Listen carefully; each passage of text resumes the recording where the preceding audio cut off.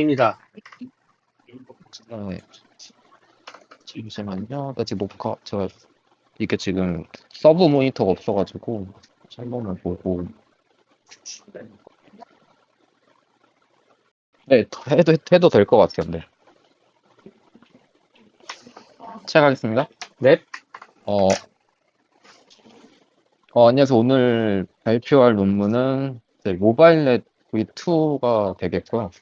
2019년도에 발표가 되었고, 논문 부제목인 Inverted Residual and Linear Bottlenecks라는 부제목을 갖고 있습니다. 앞으로 이 부제목에 대해서 이제 차근차근히 설명을 드릴 건데요. 일단은 먼저 구글 연구진들이 이렇게 발표한 논문이고, 연구진들, 이 논문의 이제 발표자들은, 논문의 저자들은 이렇게 되겠습니다. 번째 목차고요. 인트로덕션, 그리고 웹사이즈 세퍼러블 컨볼루션, 리니얼 보틀넥, 그리고 인버티드 레지듀얼, 그리고 모델 아키텍처, 코드, 그리고 실험 부분이 되겠습니다. 익스페리먼트 실험 부분이 되겠습니다. 일단은 인트로덕션으로 이제 모바일넷 V1에서 나온 이제 추가적인 논문으로, 마찬가지로 이제 모바일 장치나 인베디드 시스템과 같이 이제 자원이 한정적인 상황에서 성능을 유지하면서 경량화된 모델 설계를 집중적으로 했고요.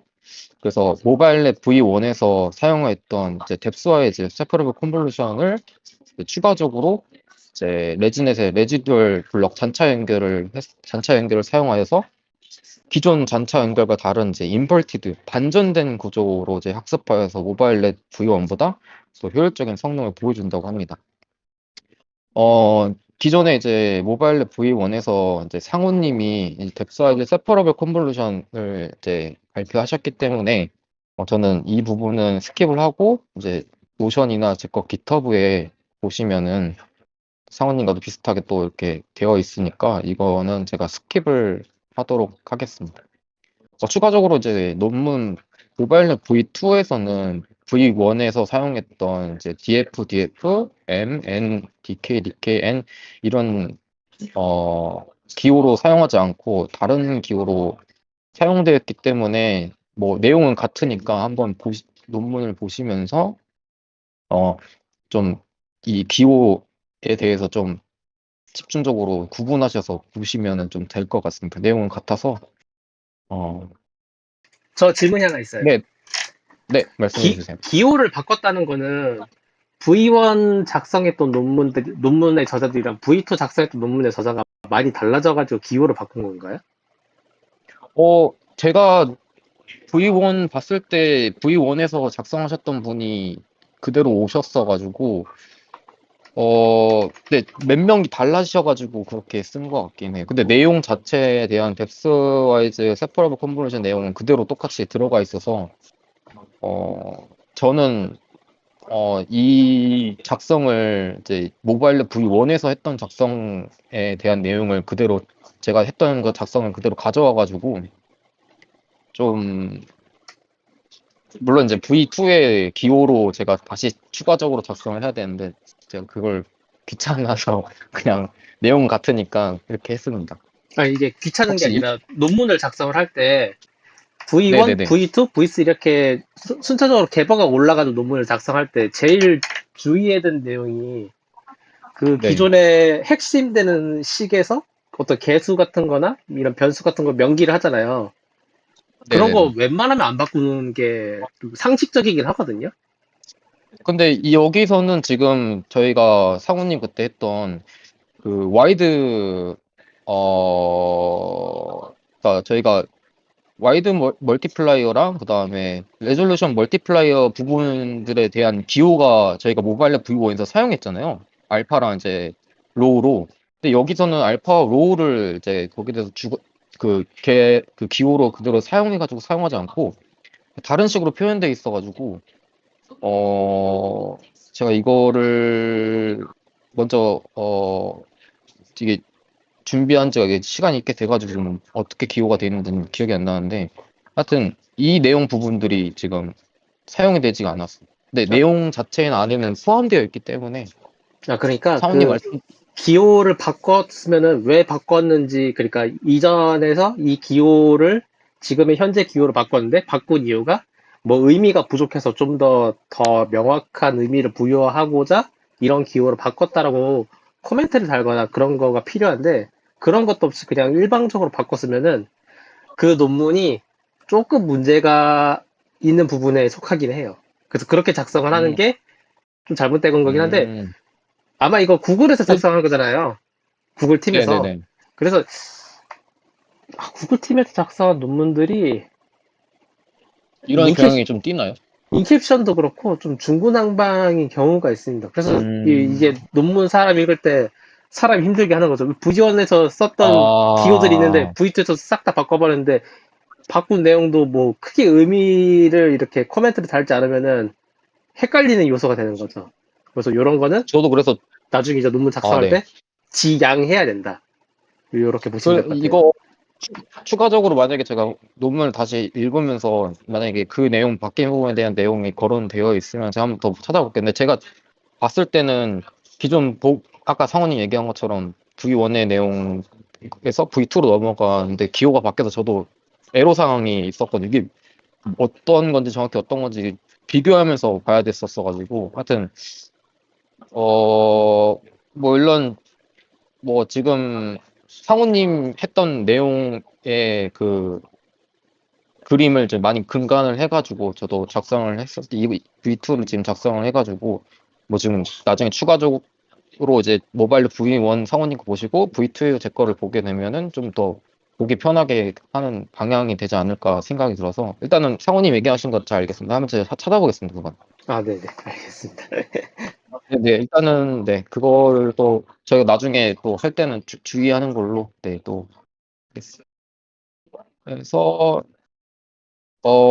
일단은 다시 하자면 상우님이 했던 그 내용 부분들이 어 뎁사이즈 세퍼러블 컨볼루션 내용이 V2에도 사용되었기 때문에 뭐 이제 참고하시는 정도로 이렇게 보면은 될 것 같습니다. 그리고 이제 아까 부제목에 나와 있던 리니얼 보틀렉에 대해서 이제 얘기를 할 건데요. 이제 선형 보틀렉이라고 이제 한국어로 돼 있고 이 나온 내용이 이제 매니폴드 가설을 통한 이제 리니얼 보틀렉의 필요성을 여기 논문에서는 강조를 하고 있습니다.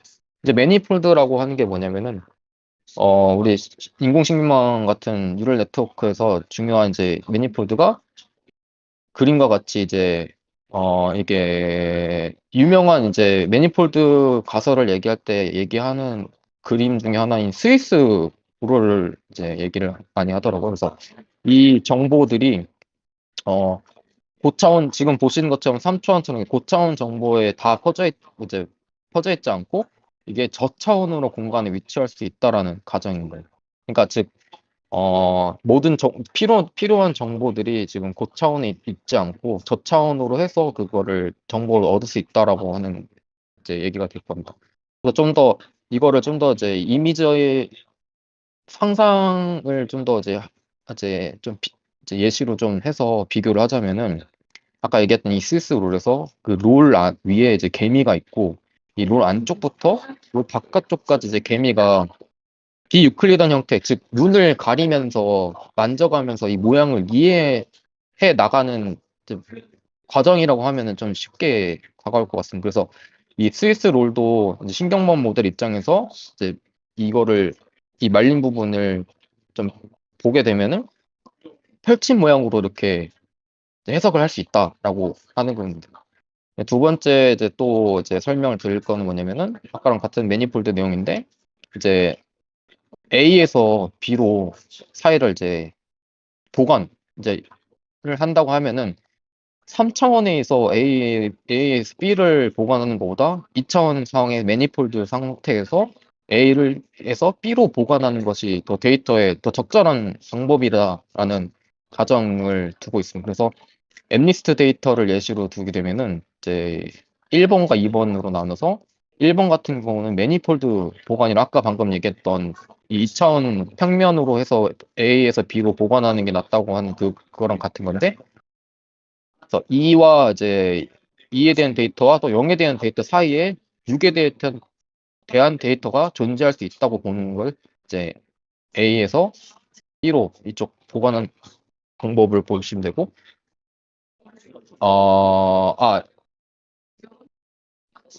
그리고 이제 리니얼 인터폴 선형 보관 같은 경우는 픽셀 간의 평균을 사용해서 보관한다. 즉, 픽셀과 픽셀에 대해서 보관을 하면은 명확한 숫자가 나와서 적절하게, 여기 잘못했는데 제가 명확한 숫자가 나오지 않아서 적절하게 보관되지 않았음을 고칠게요. 이거 제가 고쳐야 될 것 같아요.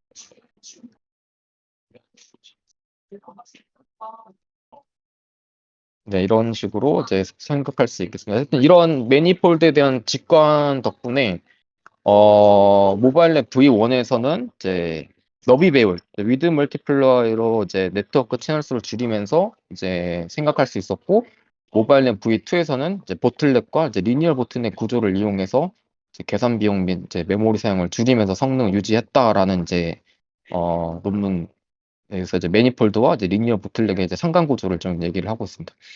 그래서 추가적으로 이 리니얼 보트넷 구조 다음에 이제 나오는 것이 이제 렐루의 비선형성 문제를 얘기를 하고 있어요.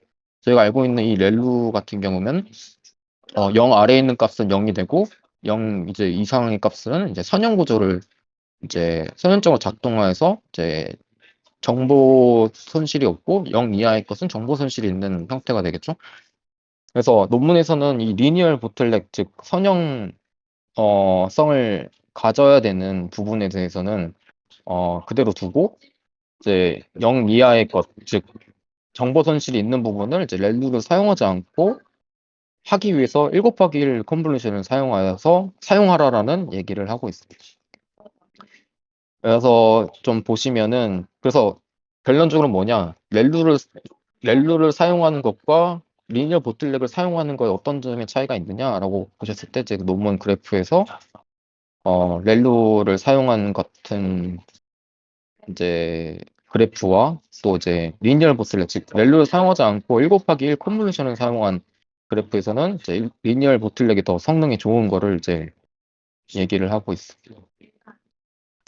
추가적으로 왼쪽이 이제 모바일넷 V1 구조가 되겠고, 오른쪽이 이제 모바일넷 V2가 되면서 이제 렐루 6의 여부의 차이점을 이제 포인트 와이즈 이제 위에서 설명을 드렸어야 되는데, 포인트 와이즈 부분에 있어서 렐루의 사용 여부, 즉 여기 컨볼루션 1 곱하기 1 컨볼루션 렐루 6를 사용한 모바일 V1과 1 곱하기 1 부분에 있어서 이제 리니얼, 즉 렐루를 사용하지 않고 사용한 이제 렐루 6의 여부를 좀 차이를 볼 수가 있습니다. 다음 내용은 이제 인버티드 레지듀얼이라 해가지고 이 논문의 또 부제목엔 이제 반전된 잔차 연결을 얘기를 하는데, 기존에 저희가 레지듀얼 블록 같은 경우는 넓은 와이드, 네로, 와이드 형태로 이제 가운데로 좁은 형태가 되는 이제 보틀렉 구조를 가지고 있습니다. 뭐 이렇게 순서가 이제 1, 2, 3, 4원으로 해가지고 이렇게 되어 있는데, 이거 반대되게 인버티드 레지듀얼 블록 같은 경우 뭐 어떻게 되어 있냐면은 이 기존에 이제 좁은 부분이 있던 것이 네로우로 갔다가 와이드로 갔다가 다시 네로우로 들어가는 부분이 있기 때문에 그 순서가 바뀌었기 때문에 인버티드 레지듀얼 블록이라고 얘기를 하고 있습니다. 그래서 순서 같은 경우는 처음에 인풋 텐서가 인버티드 레지 블록을 들어간 상태, 즉 아까 네로우 상태, 그다음에 텐서가 이제 익스펜션 레이어로 들어갔을 상태가 이제 와이드한 상태. 그다음에 논문에서는 이 익스펜션에 대한 그 확장 그 상태를 논문에서는 T로 익스펜션 레이쇼로 이제 채널 수를 확장하는 거를 볼 수가 있는데, 이따가 구조에서 설명드리겠습니다. 세 번째는 이제 프로젝트 레이어와 또 리니얼 보틀렉에서 이제 채널 수가 축소해서 다시 원래 채널로 들어와서 이제 네로우 상태로 들어가는. 그래서 그 부분이 이제 레지듀얼 잔차 연결로 해서 스킵 커넥션으로 이제 원래의 입력값을 여기 처음에 들어갔던 네로우의 입력값을 여기로 다시 연결하는 부분을 띄는 게 이제 인버티드 레지듀얼 블럭이 되겠습니다. 논문에서는 또 이제 정보 흐름에 대한 얘기를 하는데, 여기서는 아키텍처 구조가, 모바일 랩 V2의 아키텍처 구조가 이제 기존 합성 곳에서 얽혀 있던 개념인 이제 캐패시티와 또 익스프레시브니스, 즉 용량과 표현력에 대해서 분리하여 해석이 가능하다고 하고 있습니다. 원래 같은 경우는 모바일 랩 V1 같은 경우도 그렇고 다른 이제 합성작곡 신경망에서는 이 두 개가 분리되지 않게끔 뭉뚱그려져서 표현되어 있다고 한다고 하면은 이거는 코드적으로 이제 그 부분을 나눴기 때문에 논문 저자들은 용량 부분과 표현력 부분에 대해서 이렇게 분리가 되어 있기 때문에 해석이 가능하다라고 이제 얘기를 하고 있습니다. 물론 뭐 조사를 했을 때 이제 다른 분들의 견해도 생각을 해봤고 다른 분들의 이 내용에 대한 이제 의견을 코멘트를 달았었는데 저 또한 이제 생각하는 게 뭐냐면은 어 그냥 분리를 했고 눈에 보이니까 그냥 뭐 꿈보다 해몽 같은 느낌으로 약간 그냥 억지로 넣은 느낌이 강한 내용이지 않을까라는 이제 생각을 좀 하고 있습니다. 그래서 테페스티 같은 경우는 네트워크에서 각 레이어가 처리할 수 있는 정보 양으로 입력 채널을 축소하는 단계에서 용량에 해당하는 부분이고 그 데이터를 압축해서 핵심 정보를 추출하는 과정이 즉 이제 여기서는 리니어 보틀넥 부분이라고 얘기를 하고 있습니다. 그리고 또 표현력 부분 같은 경우는 네트워크와 정보를 변환할 수 있는 능력. 그래서 복잡한 패턴을 학습하는 능력으로 익스펜션 레이어나 이제 뎁스와이즈 컨버전에 대한 이제 표현력 과정을 이제 표현력 하는 부분이다라고 이제 얘기하고 있습니다. 그래서 아까 얘기했던 이제 익스펜션 레이쇼로 이제 채널 수를 이제 조절을 하는 부분이 있고, P가 이제 아웃풋 채널, 여기 나오는 아웃풋 채널은 되겠고, 넘버는 이제 이 블럭을 몇 번이나 반복할지에 대한 내용이 되겠고, 스트라이드도 이렇게 논문 구조를 이렇게 나오고 있습니다. 코드 같은 경우는 다른 외국 깃허브를 좀 많이 참조했었고, 제가 지금 코드 부분은 제가 이제 본 지가 좀 돼가지고 제가 명확하게 설명을 했었는데, 이거는 이제 좀 보시면서 천천히 이해하시는 게 좋을 것 같습니다. 이거는 저도 지금 얘기하기가. 하여튼 코드는 이제 제 깃허브나 지금 여기서 좀 올려드리는 걸로 한 좀 참조하셔서 보면 좋을 것 같고요. 그리고 실험을 저희가 해봤는데, 기존 제가 여태까지 논문 리뷰 발표하면서 좀 사이파 10을 좀 위주로 좀 했었는데, 이 모바일 랩 V2 같은 경우는 사이파 10에 이제 32 곱하기 32 사이즈로 하기에는 너무 그 모델이 작은 사이즈의 사진을 읽는 게 좀 안 돼가지고 224 사이즈 이상의 이미지를 받아서 학습하는 게 좋다고 얘기를 하고 있더라고요. 저도 사이파 데이터로 돌려봤는데 계속 충돌이 나고 그래서 데이터셋을 이제 플라워 102에 대한 데이터로 했습니다. 이거는 이제 플라워 종류를 이제 102개의 클래스로 이제 나눠져 있는 이제 데이터고 그 데이터를 사용해서 120 에포크 정도를 돌렸는데 얼리 스타핑을 사용해서 한 27에서 아래의 성적을 내는 것을 확인할 수 있었습니다.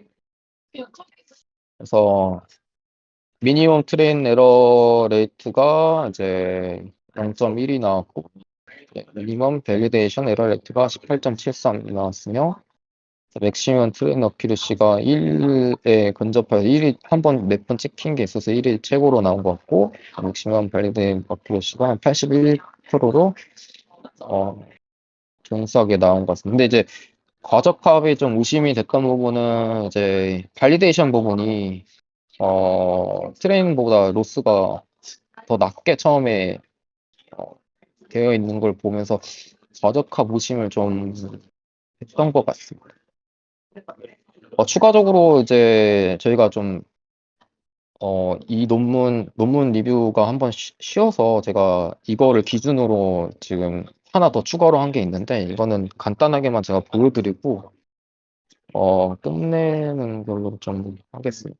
이제 모바일 랩 V2에서 이제 후반 부분에 이제 SSD 라이트를 이제 모바일 랩 V2를 백번으로 한 이제 SSD 모델을 이제 얘기를 해서 실험을 쓰는 경우가 있는데, 그러면 SSD를 이제 모바일 랩 V2를 백번으로 한 SSD는 어떻게 구현하는지에 대한 생각을 해가지고 제가 구현한 모바일 랩 V2에 대한 내용을 이제 적용을 해서 백번으로 해가지고 이제 학습을 좀 시킨 게 있습니다. 그래서 제가 파일을 좀 보여드려야 되는데 총 학습이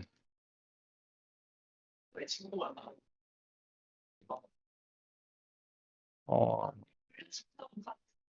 이제 학습 이제 구동 환경 같은 경우는 케글로 사용을 하였고 그 케글에서 대충이 아니라 233 232 에포크를 이제 돌려가지고 이제 한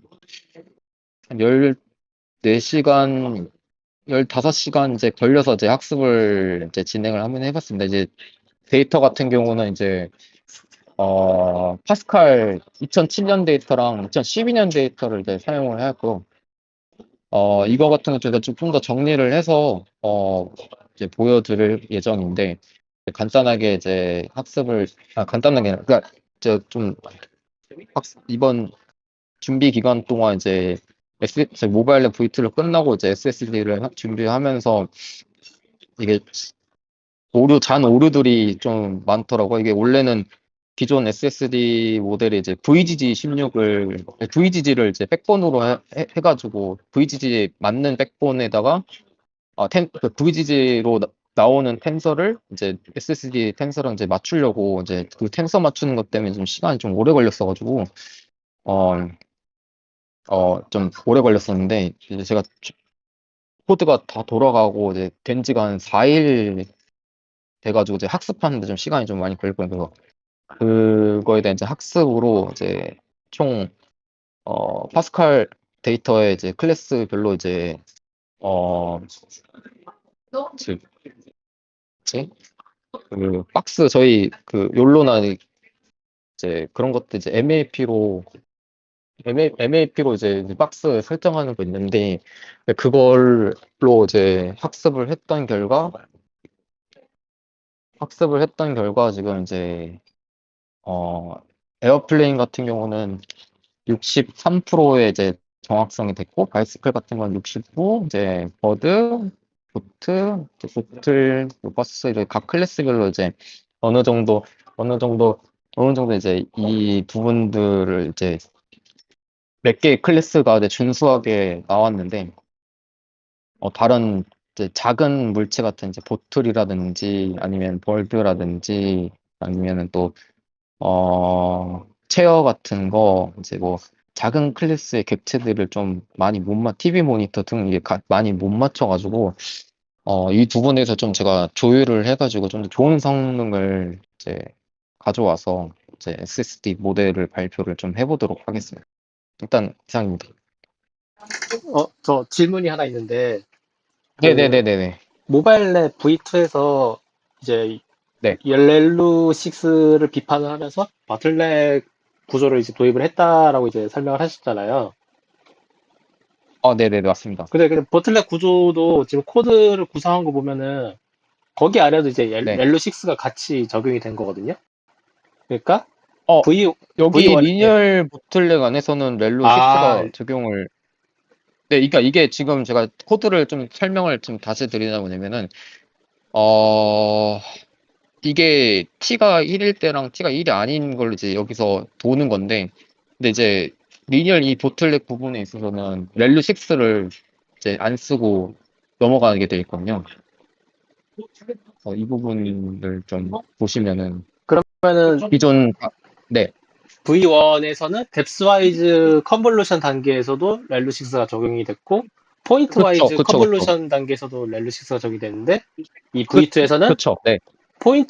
이쪽 포인트와이즈, 네, 맞습니다. 포인트 와이즈 부분에서 렐류 6가 들어가지 않는 거죠. 제가 이 아, 위에서 이쪽 부분은 좀 더 설명하면서 넘어갔었는데, 제가 상우님이 V1에서 이미 발표를 해가지고, 계속 이제 제가 얘기했던 뎁스와이즈에서 이제 웹사이즈 쪽이랑 이제 포인트 와이즈 부분을 제가 설명 안 하보니까 그 혼동이 생긴 것 같은데, 포인트 와이즈 아까 여기 이 논문에서도 얘기한 것처럼 이쪽 부분과 이쪽 부분에서는 렐류 6가 적용되어 있는데, 아까 상호님 얘기한 것처럼 포인트 와이즈 부분에서는 렐류 6가 적용되지 않고 그냥 1 곱하기 1 컨볼루션만 적용이 되어 있는 상태입니다.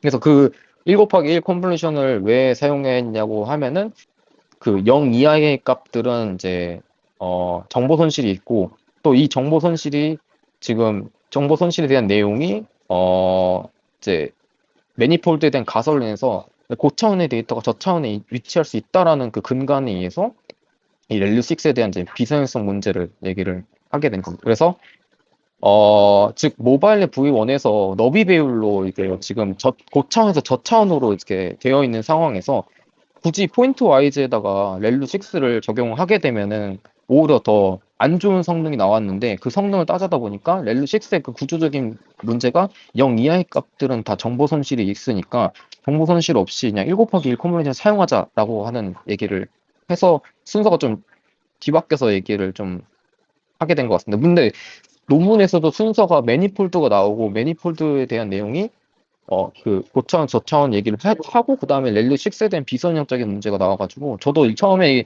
이 부분을 좀 이해하는데 좀 많이 오래 걸렸던 것 같습니다.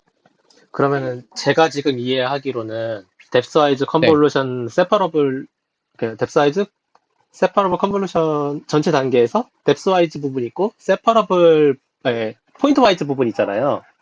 그러면 네네네. 뎁스와이즈를 통과했었을 때의 그 어떤 차원 분포가 제가 보기에는 매니폴드 구조를 따르는 분포가 되기 때문에 이것이 충분히 예, 이제 정사형이 가능한 구조고, 거기 그리고, 구조에다가 포인트 와이즈를 기존에 적용을 시켰을 때 렐루가 들어가잖아요. 근데 그 렐루를 네네. 적용시키면은 그 매니폴드 구조가 깨져버리니까 그것 때문에 네. 포인트 와이즈에서 렐루를 뺐다. 저는 이렇게 좀 이해가 되고 있거든요. 네, 뭐, 네, 네, 그게 맞는 설명입니다. 그러니까 이 매니폴드의 가정이 있었기 때문에 이 사람들이 그 저도 이게 준비하다 보니까 아는데, V1에서 그 와- 위스 이 너비 배율로 인한 이 부분이 지금 제가 얘기하고 있는 이제 매니폴드, 즉 저차원으로 줄인다라는 내용이랑 일맥상통하다고 하더라고요. 그래서 그 부분 때문에 렐루를 쓰지 말라라는 얘기를 좀 쉽게 이해하면 될 것 같습니다. 그래서 아까 말씀드렸다시피 같은 구조 내에서 렐루 6를 쓴 부분이 오히려 더 성능이 안 좋았다라는 그 결과를 볼 수 있었던 거. 근데 궁금한 거는 네. 뎁스와이즈 단계를 통과한 아웃풋 피처스가 왜 매니폴드 구조랑 유사한 구조가 되는지는 그거는 저는 잘 모르겠어요.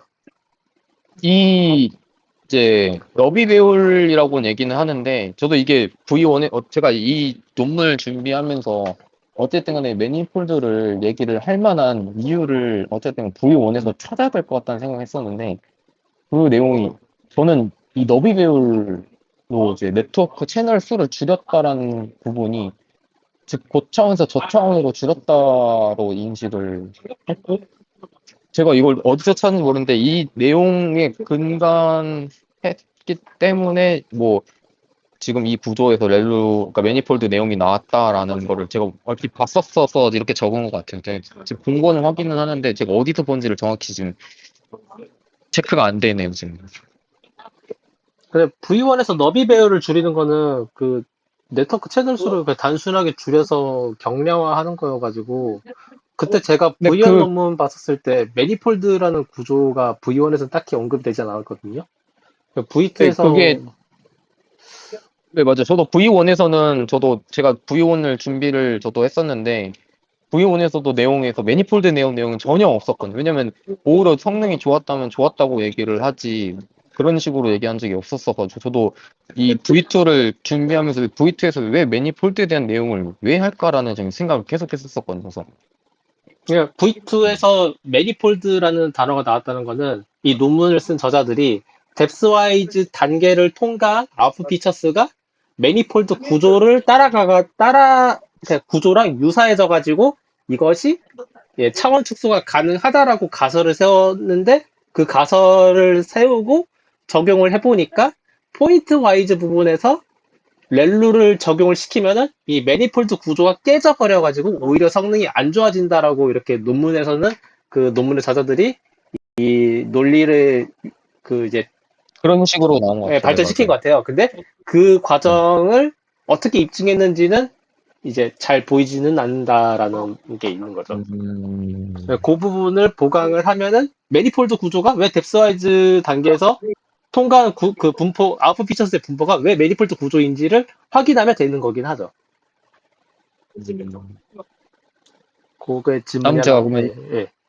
이걸 한번 좀더 찾아서 추가적으로 제가 측정을 한번 해보도록 하겠습니다. 이거는 제가 빠트린 게 있는지 없는지 한번 확인해야 되니까 그거 한번 질문이 하나 더 확인해. 있는데, 어, 네, 모바일 랩 V2랑, 제가 모바일 랩 V1 논문을 이제 리뷰를 했었고, 지금 이제 V2 논문을 리뷰를 하신 거잖아요. 그리고 V1이랑 네, 네, 네. V2도 공통적으로 얘기를 하는 게, 인베디드 기반에서 이미지 처리를 하는 작업을 하기 위해서 이 모델을 만들었다라고 이제 저자들이 설명을 하고 있잖아요. 네, 이제. 근데 그 과정에서 이제 여러 가지 이미지 처리에 대한 작업인데, 제일 중요하다? 아니, 제일 많이 쓰이는 게 오브젝트 디텍션 쪽이거든요. 그래서 오브젝트 네, 네, 네. 디텍션 쪽으로 아마 모바일 넷을 백본으로 적용을 해서 SSD를 사용한 사례가 많으니까 그거를 찾아보셨던 거겠죠? 그래서 직접 근데 기존 SSD 논문에서는 그 백본이 이제 VGG로 되어 있더라고요. 그래서 여기 지금 모바일 랩 V2에서는 지금 후반대로 넘어가면은 실험에서는 계속 나오는 얘기가 SSD 라이트를 이제 써서 사용을 하더라고요. 근데 여기 내용인데 이 SSD 라이트에 대한 이거는 제가 찾지를 못해가지고 그리고 SSD 라이트를 해서 이제 SD 라이트를 찾지도 못할 뿐더러 물론 있긴 할 텐데 제가 못 찾은 걸 수도 있는데 그걸 찾을 수도 없었고 그리고 SSD 논문을 찾아보니까 VGG로 백본이 돼 있어서 물론 방금 아까 상원님 얘기한 것처럼 맞아요. 모바일이라는 특성을 가져서 이거 즉 경량화된 모델로 사용을 해서 오브젝트 디텍션을 해야 되니까 그 부분을 좀 많이 생각을 해가지고 제가 지금 이 SSD에 대한 걸로 이제 오브젝트 디텍션을 한 거긴 해요. 네, 맞아요, 맞아요. 그래서 이제 네, 그 중요하게 봐야 되는 것이 VGG넷이 백본으로 사용됐었을 때 SSD랑 그리고 모바일넷 V2가 백본으로 사용됐었을 때 SSD를 비교를 할 때는 분명히 백본 모델이 VGG넷 대비 경량화된 모델을 사용을 한 거잖아요. 모바일넷 네. V2가. 그러니까 어쩔 수 없이 MAP에 대한 토탈 에큐리시는 떨어지는 게 당연은 해요. 그건 이제 예측이 가능한 부분인데 이 떨어지는 부분이 얼마나 떨어지느냐가 중요한 거고 95%에서 네. 92%로 줄었다. 그건 이제 허용 가능한 수준인데 거기서 더 중요하게 봐야 되는 거는 백본을 VGG에서 모바일 넷 V2로 바꿨을 때 얼마나 연산 코스트가 줄어들었냐 이거를 더 깊게 봐야 돼요. 그래야만 이해했습니다. 이 SSD를 V2로 백본을 변경을 하면은 성능이 조금 줄어들지만 그만큼의 훨씬 더 많은 이점으로 이 연산 코스트가 감소가 있어가지고 이것이 이제 전반적으로 인베디드 환경에서 이미지 처리하는데 적합하다라고 이렇게 설명을 할 수가 있는 거거든요. 그거를 이제 한번 이해했습니다. 그 정리를 해서 나중에 이제 SSD 지금 그 리뷰를 이제 진행을 하실 거잖아요. 정리를 해서 예. 근데 코드 리뷰를 하기에는 너무 코드 양이 너무 많아가지고 그래서 아마 백본을 변경을 아마 했었을 때 학견을 변경했을 때 그게 나을 것 같아요. 근데 제가 근데 이게 좀, 물론 이제 지금 이거 하나, SSD 하나 하는 것도 이제 자원에 대한 그걸 얘기를 하려고 하는 건데, 이제 처음에는 상호님이 이제 프리트레인드 된 모델을 쓰는 게 좋을 거다라고 얘기를 하셨잖아요. 근데 이제 뭔가 이 모바일넷 V2 이제 어느 정도 제가 만든 파이토치로 만든 이 코드를 사용을 해서 하면 어느 정도 될까에 대한 성능에 대한 그 궁금증 때문에 하기는 했는데, 너무 오래 걸리더라고요, 이게 지금.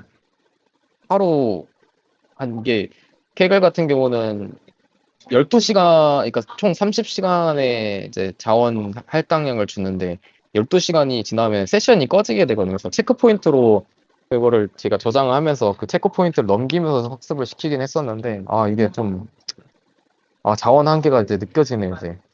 원래 옛날 욜로 V8 했을 때도 자원 한계를 느끼긴 했었는데 지금 더 느끼는 것 같아요. 그거 같은 경우 이제 일단 알겠죠. 백본만 프리트레인드 모델을 구해와서 이렇게 학습을 시키는 게 가장 베스트긴 한데, 그래도 자원이 많이 좀 부족하다는 느낌을 많이 받으실 거예요. 백본만 프리트레인드 모델을 네, 가져와서 한다고 하더라도.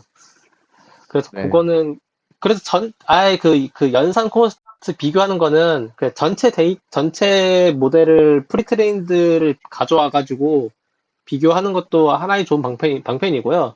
그리고 이 SSD를 사용했다는 게 그 연산 코스트도 중요하지만은 이 SSD도 그렇고 욜로도 그렇고 더 중요하게 봐야 되는 거는 그거거든요. 얘네가 실시간성을 보장할 수 있는가.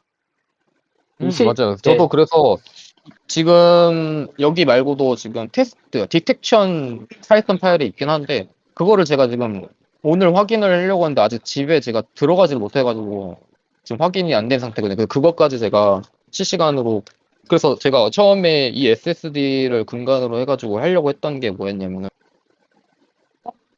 어,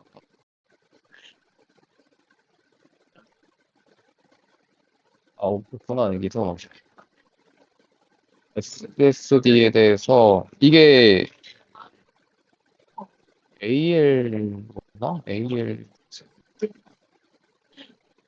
그러니까 이 SSD 모델을 이제 핸드폰에다가 넣을 수 있는 그 방법이 있다고 하더라고요. 그러니까 예를 들어 아이폰 같은 거를 이제 사용을 해가지고 실시간으로 이제 그 영상 같은 거를 이제 하면은 이게 딕텍션이 되는 그 구조를 제가 한번 봤었어가지고 그거를 목표로 해가지고 지금 SSD를 지금 여태까지 해온 건데 그게 좀 마음처럼 이제 쉽지가 않아가지고 제가 좀 그걸 하지 못해서 상호님의 접근 방법은 저도 진짜 그걸로 시작했던 것 같아요. 이 SSD를 하려고 했던 이유가.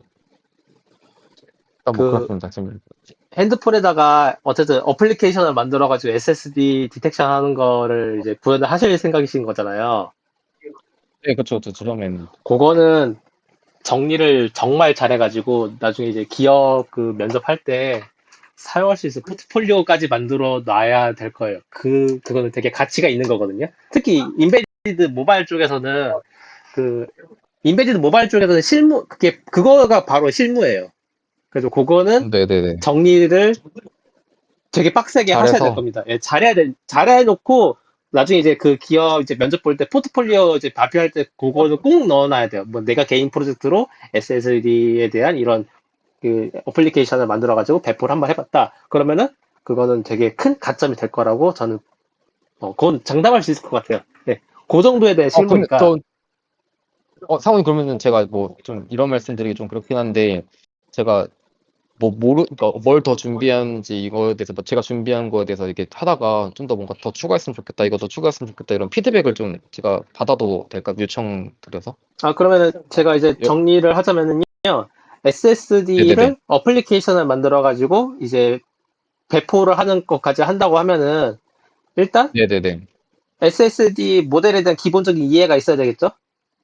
그게 네. 그거를 일단 정리를 해야 되고 그 다음에 백본 모델로 VGG를 사용했었을 때 V2 모바일 랩 V2를 사용을 했었을 때를 비교를 해야 되는데 비교 관점으로는 그 VGG 넷의 에큐리시 대비 V2의 에큐리시가 얼만큼 떨어지지만 그만큼 떨어지는 거를 상쇄할 수 있을 정도로 이 V2 SSD가 가치가 있다는 걸 입증을 해야 되잖아요. 그럼 그 가치를 입증하는 평가 지표가 첫 번째로는 전체적인 연산 코스트가 얼마가 줄었는지, 두 번째로는 모바일 랩 V2 SSD 버전으로 추론을 했었을 때 그것이 얼마나 실시간성을 보장하는지. 그럼 이 실시간성을 보장한다는 거는 이 VGG 넷 버전의 SSD랑 모바일 랩 V2 버전의 SSD를 두 개를 동시에 그 추론으로 돌려봤었을 때 V2 SSD가 몇 FPS짜리 영상을 실시간 실시간으로 오브젝트 디텍션 하는지 그거를 이제 보여주면 딱 좋죠. 그러니까 예를 들어서 몇, 몇, 어떤 몇 FPS? 아, 예, 몇 FPS? 그 영상이 24fps가 있고 36fps가 있고 60fps가 있잖아요. 그 60프레임짜리 네. 그거가 네네네. V2는 60프레임짜리 SSD 60프레임짜리 영상도 실시간 오브젝트 디텍션이 가능한데 VGNet SSD는 24프레임짜리까지만 한계가 있다. 이런 걸 이제 딱 보여주면은 확실하게 이제 음, 이해가 되는 거죠. 그 실시간성을 보여주는 게 이제 두 가지의 이제 평가 지표를 딱 제안을 하면 좋고, 그 다음에 이 모바일 랩 V2 버전의 SSD를 제작을 했어요. 데스크탑에서 동작을 하겠죠? 데스크탑에서 네. 동작을 하는 거를 그 애플이나 아니면 이제 뭐 갤럭시 같은 인베디드 모바일 기기로 포팅을 시키는 거잖아요. 그럼 그 네, 포팅 맞아요, 네, 맞아요. 과정이 여러 가지가 어려움이 많이 봉착을 할 거예요. 뭐 이제 네. 어쨌든 그 안드로이드 플랫폼이니까 데스크탑 플랫폼에서 안드로이드 플랫폼 변경하는 과정도 필요하고 그 과정에서 코드가 여러 가지 많이 변경될 텐데 그 과정들을 충실하게 포스팅을 해야 되는데 이 충실하게라는 관점이 뭐냐면은 내가 A라는 접근법으로 코드 변환을 했는데 이것이 실패를 했다. 그래서 B 관점으로 다시 변경을 해서 했는데 성공을 했다. 실패한 내용도 같이 포함시켜서 포스팅을 해야 돼요. 이게 되게 중요해요. 내가 어느 부분에서 음, 어떻게 실패를 했는지를 꼭 적어놔야 돼요. 기업에서는 그걸 되게 음, 중요하게 봐요. 기업이 이제 뭐 예를 들어서 보쉬라는 자동차 회사가 되게 안전에 대해서 그 이제 뭐 여러 가지로 이게 규정도 많이 만들고 안전하면 보쉬라는 이런 게 있거든요. 그게 왜 그런 거냐면은 보쉬에서는 수많은 기업 내부의 실패 사례를 다 모아놓은 데이터베이스라는 게 있대요. 그게 네. 현대는 좀 부족하다라는 관점이 있거든요. 그래서 그 실패 사례를 잘 정리를 해놔야 좋은 거죠. 그러니까 이게 포트폴리오를 할 때 단순하게 나는 뭐 이렇게 이렇게 해서 이렇게 성공을 했고 이렇게 끝나면은 그건 재미가 없어요. 그 스토리상으로 좀 의미가 없는 거거든요. 내가 어디서 실패를 해가지고 그거를 어떻게 개선했느냐를 꼭 적어놔야 돼요. 그래야 그게 이제 음, 제가 봤을 때는 제대로 된 포트폴리오다라고 저는 생각을 하고 있습니다. 알겠습니다. 아마 그 추가적인, 인베디드 네. 기기로 포팅할 때 거기서 그 난관을 많이 겪을 거예요. 왜냐면 거기는 뭐 안드로이드 그러니까 안드로이드 플랫폼에서는 안드로이드 계열 그 코딩 아이디가 있고 애플은 또 애플 계열 또 네, 다른 아이디가 네. 있는데 그거 아마 사용하는 것도 조금 어려운 부분이 많이 있을 거라고 저는 생각을 합니다. 예. 화이팅 하십시오. 그거는 좋은 포트폴리오 네. 만드는 좋은 주제기도 해요. 한번 해보도록 하겠습니다. 예. 일단 발표는 네, 이상입니다. 아유, 고생하셨습니다. 근데 이게 발표를 끝나서 말씀드린 건데, 이게, 아, 학습시키는 게, 그러니까 물론 이제 상원님 얘기했던 그 프리트레인드 해보라고 하는 게 낫다라고 했었는데, 그게 마음처럼 그냥 남이 쓰던 건데, 뭔가 갖고 오기가 좀 뭔가 좀 재미가 없을 것 같다는 생각이 좀 들더라고요. 그래서 해본 거긴 한데, 재미는 있는데, 화가 좀 많이 나더라고, 이번에. 안 맞는 경우가 생기면은, 이렇게 화가 날 적이, 답답하고, 근데 그 하여튼, 프리트레인드 모델은 계속 서버로 떼야 돼요. 왜냐면은 그게 어떤 느낌이냐면은 네. 어 저희가 이제 나중에 이제 기업에 들어가면은 프로젝트를 시작을 할 텐데 그 프로젝트가 맨 처음부터 시작하는 프로젝트는 아닐 가능성이 높아요. 어떤 사람들이 네네네네. 뭐 어떤 이제 선배가 되는 이제 회사 그 선임 되시는 분들이 A 프로젝트, B 프로젝트, C 프로젝트를 수행했던 내용을 바탕으로 D라는 프로젝트가 나오는 건데 그러면은 A, B, C에 대한 프로젝트 결과물이나 뭐 코드 같은 게 남아 있겠죠? 그거를 갖다 써야 되는데 갖다 쓰는 과정에서 당연히 갖다 쓰는 게 잘 안 되죠. 그거를 많이 연습을 하는 게 이 프리트레인드 과정이라고 보시면 됩니다. 그래서 나는 내 선임들의 있던 그 결과물들을 빨리 이렇게 수학을 하고 수학한 다음에 이거를 내 것으로 체화하는 과정이라고 생각을 하고 접근하시면은 그래도 좀 예, 거부감이 없어질 거라고 저는 생각을 해요. 일단 한번 제가 그 방향성대로 한번 해보고, 이번에 추석도 하신다고 하면은 좀 길어질 거잖아요. 그래서 그때 한번 좀 준비를 해서 발표를 한번 해보도록 하겠습니다. 네, 고생하십시오. 저는 먼저 들어가 보겠습니다. 이게 좀 아직 저기 모임이 아직 안 끝나가지고. 아, 네네네. 네, 죄송합니다. 예, 예, 네, 잘 들었습니다. 고생하셨습니다.